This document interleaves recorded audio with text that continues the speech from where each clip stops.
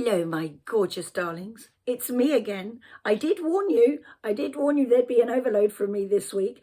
And on Monday, after I did my rather exuberant yoga, I felt it was only fair to do some calm yoga. And actually, you yogis out there will be very, very happy because I don't have my glass high-heeled boots on to do it like I did on Monday to save me time having to dash to a meeting straight afterwards. Only me. Anyway, so no, today I'm really going to try and behave. You know, it's hard for me. It might make me a bit tired, you know, but I'm going to try. So I promised that I would share with you some lovely calming yoga to really help get rid of all the stuff you shove inside you when you are being bullied. And in many instances, the stuff bullies stuff inside them. You know, unfortunately, all behaviour is communication. I say unfortunately because I'm including bullying in that. And there's always a reason, as I've been saying all week, we need to get to the root. But while you're going through bullying, you really do need those tools to really, really help you. And sometimes, you know, you're too scared to speak.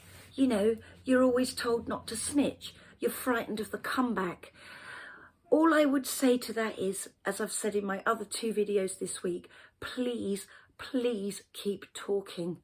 Whether it's to friends, a trusted adult, you know, even if you can't face telling a teacher, there are adults around you who will help, you know. And if anybody sees anybody being bullied, and you know, my daughter saw something absolutely horrific in a town near us last week where a young lad, I mean, I won't go into too much detail obviously because children watch this channel too, but it was very, very, very, very violent, and it was 2 grown men attacking somebody who was really only in their mid-teens. And unfortunately, it was to do with drugs. And this young lad later took his life because of it. He ended up in hospital, but he came out and took his own life. So he'd obviously got himself into a pickle precisely because he wasn't talking. And it can be a really hard world out there. But while he was being attacked in broad daylight, my daughter told me people were getting out their phones and recording it, rather than going to this young lad's help.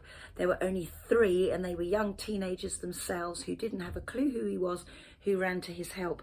But there was a guy in his 40s with a young child who was actually watching this as well, and calling for his daddy, and the dad was taking pictures on his phone. And I'm very, very, very glad to say that a police officer did stop him. But if you see bullying and walk away from it, or you do nothing about it, that makes you as bad as the bullies. You know, I was in hospital last week, and I'm not singing my own praises by any means, and I'm definitely not this macho brave woman, far from it. But a huge fight broke out in just outside A&E, and there were 2 little, one was a toddler, one was a baby waiting outside. And although that wasn't bullying, it was obviously a situation that was very, very similar, and brought back a lot of trauma for me. But there were people just standing and watching, and there was one guy in a dressing gown who'd come out for a cigarette, one of the patients, and he was filming it, and I did intervene, a bit stupidly probably looking back, but I did intervene. But I was really nice about it, and I just said, look, you know, I can see that there's a problem going on here, but could you please be mindful that there are children and they are terrified. And actually, one of the parties apologised to me. I was quite lucky, really. I just didn't think twice. It wasn't bravery. It's just, if I see something like that and there are children around, I literally can't bear it. But honestly, if you see bullying and you don't do anything about it, that makes you just as bad in my books. You should never film it. When there's fights at my son's school, people get out their phones and film it, and the victim is humiliated all over Instagram. This is the sort of stuff that's got to stop. It's not right, and it makes you as bad, if not worse actually, than the perpetrators. Anyway, I've had my little rant, and now I'm going to get on with some gentle yoga. And this involves everybody, regardless of your ability, different ability, disability, neurodiversity, mobility, situation, background. It involves absolutely everybody, and you don't need to buy any special equipment or go to any extraordinary lengths to do it. So I'm going to start with, because I did promise you this, so I'm going to do it all seated. You can obviously do some of these standing, and I'll tell you which ones those are. But if you're in a wheelchair or a hospital bed and you can't, you know, then it's really, really good that you know how to do these things seated. And as I said yesterday, you know, part of my training with the amazing Jyoti Manuel of Special Yoga, she taught us a lot of seated yoga, lying down yoga, assisted yoga for kids with autism and ADHD. So I'm bringing some of this stuff in as well and mixing it with my more mainstream training. So the first one is the star, and normally you would do that standing up with your legs apart as well, but you can just as easily do it sitting down. You know, I went into an academy last week, and they do have, most of them, pretty good mobility. Some don't, but most do. But they'd been off to a local town for the day, and the buses were late, and they were really, really tired. So we did a load of seated and lying down yoga, and they got exactly the same benefits, but just in a more relaxed way, you know, rather than headstands and all my energy on Monday, which, by the way, don't do in cinemas or churches or in the middle of a school lesson or an office meeting. Just more for, you know, privately. Anyway, this one, the star. And I say to my kids, you know, you are superstars, and you don't deserve this bullying, and you do have that strength. And I get them to draw it up through the ground, through their legs if they're standing, or up through their tailbones if they're sitting. And if I can get them to sit on the floor, even better. Some can't. Some are in wheelchairs, some places I go to, and some, you know, they want to sit on sofas, and I would never force a child to do anything, because the main thing for me is that they are comfortable, you know, and I'm meeting them where they are at. So you could do it sitting on a sofa, but if you can sit on the ground, it's even better. You're going to get more benefits. And the reason the star is so good is because it opens up the diaphragm. And when we're in fight or flight, which when we're being bullied, we are, and we're probably in that 100% of the time when we're at school, because even if the bullies aren't in our lessons or our year groups, we're worrying about that next break time, or that next thing they're going to do, or the next thing they're going to put on their phones. Because, you know, there's a lot of cyberbullying now, and that's just as real and just as serious as physical bullying. In fact, it's even more cowardly in my eyes. That is the one thing I really struggle with, that when you know, I struggle with that. I think that's just the ultimate expression of cowardice. So that aside, if you're breathing in fight or flight, you're often mouth breathing, because when we're in fight or flight, we're not doing those deep breaths in through the nose and out through the mouths, which is how we should be breathing. We're full of anxiety, we're full of fear. It's fight, flight, freeze, you know, all the time.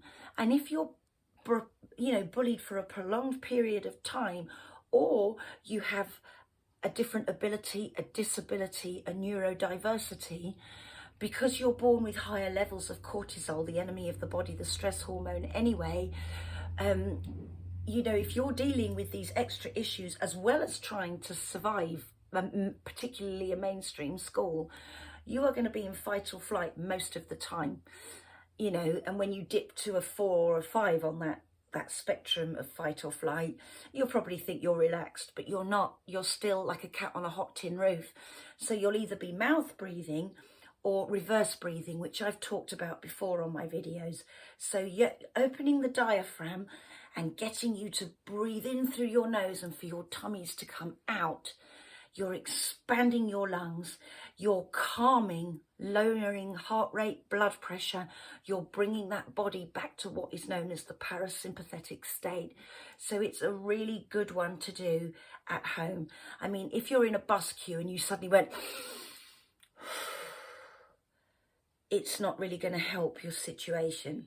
And I'm not making light of bullying, by the way, but you know, there's a time and a place, even for me, you know, I can be quite well behaved at times, not for very long, but at times. So it's more one you do, you know, before you go to school in the morning. If you're being bullied at work, before work, go on a loo break, do it in the loo if the cubicle's big enough, or stand sideways or diagonally in it, you know. Just do what you have to do, open that diaphragm and get breathing. The other thing, I've made a little list here, is you can do the warrior pose, and that's really, really empowering, really empowering. And that's so important if you are a victim of any sort of abuse or bullying. And there's different types of warrior poses, but if you want to do it seated, a really good one is to let your arms meet above your head. So I'll move back a little bit so you can see me. Let your arms meet above your head. That's a really good warrior pose. And I weave that into stories. So it might be, you know, holding up a lantern at Halloween, or it could be looking up at the moon. You know, I turn it into all sorts of different stories if I'm working with younger kids. But this again opens up the diaphragm, but you're also pushing those all-important neurotransmitters, serotonin, the hormone of happiness, confidence, self-esteem, and dopamine, which is motivation, feeling on top of the world, feeling able to cope and function, being able to concentrate, remember more, have good judgment, you know. And 90% of our serotonin is in our gut. And as I've said to you many, many times before, we have so much dopamine and serotonin in our guts that our guts are actually second brains and could run as a completely autonomous nervous system. So it's really, really important.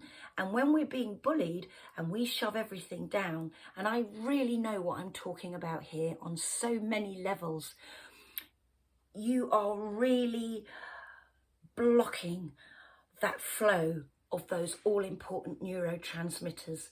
You could even, if you're little, have issues around eliminations, toileting, or if you have severe autism or you're in that catatonic state, you could have problems around toileting anyway, regardless of your age.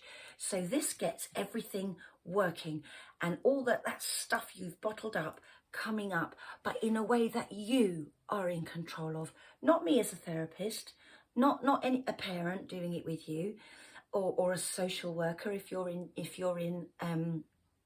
looked after child. It comes in a way that you are in charge of. So remember, anything you do from my YouTube videos, you are in charge of. And if anything feels too much, stop, because you can always do a little bit more the next day. You know, it's just taking your time, being able to breathe. And remember to breathe when you do this yoga. You know, very often when people do the warrior pose, which incidentally you can do like this too, with your arms out either side and look one way and then look the other way. And that massively expands the diaphragm and really gets everything flowing. So that's another superhero pose you can do. And it really actually feels empowering, like you're taking your power back. And it's so important to feel that. But remember to breathe, because very often I notice when people, especially when people are new to yoga, and I used to do it myself, they'd hold their breaths and you'd get these purple-headed superheroes, you know, and that's not what you want. You want deeply breathing superheroes, in through the nose, out through the mouth. I noticed when I was in A&E last week that for some people who, because obviously mental health has massively spiked, and there were people in there with full-on panic attacks because there were just bodies everywhere. They were even in the corridors where I was waiting in a bed.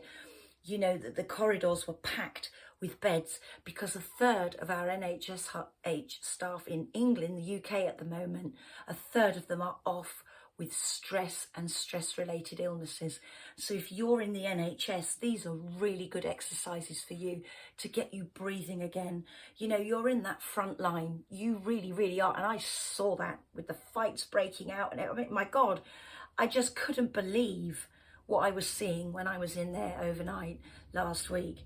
So, you know, do these exercises as teachers, as families, if you have a neurodiverse child, as families of child being bullied, you know, do it together.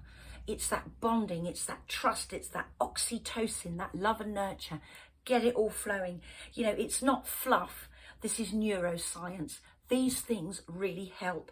And I do yoga every single day, and breathing exercises with it to get through all sorts of different things that I need to get through in a day, you know, even if it's lovely things like I've got to write an article for a really amazing magazine later on today, and it clears my mind. It helps me breathe. It helps me get rid of the stuff I don't need to be thinking about and focusing on the positives, carrying on, you know. And that's what we need to do, is to keep our mental health in that really shiny condition.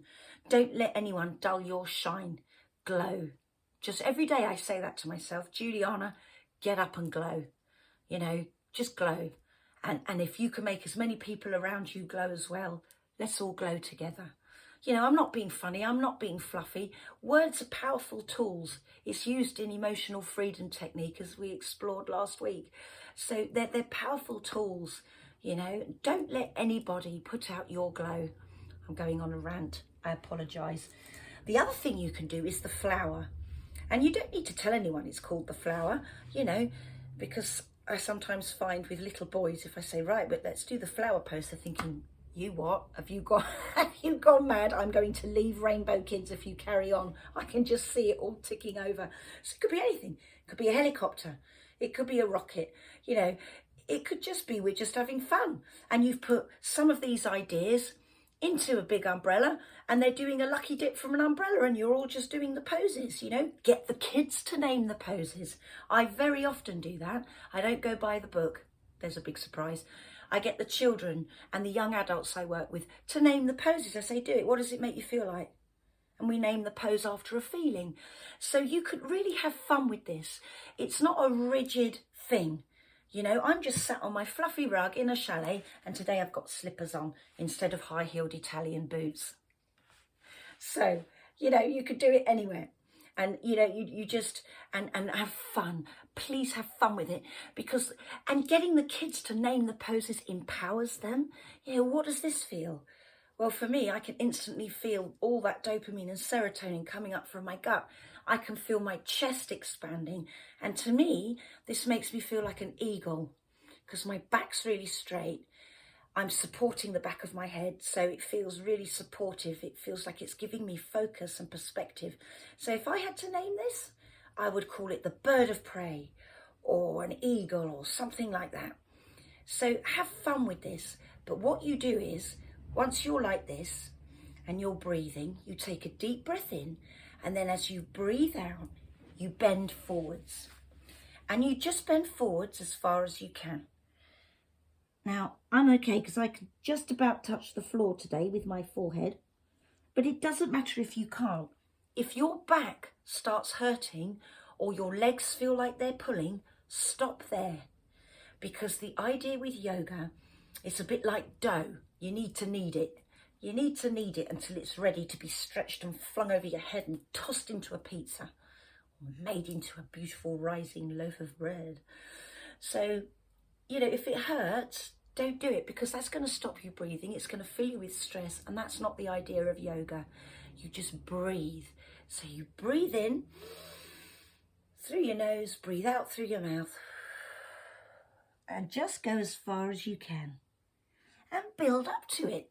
You know, if you can't get your head on the sofa, you can't get your head on the sofa or the floor, wherever you are, yet. It's the power of yet.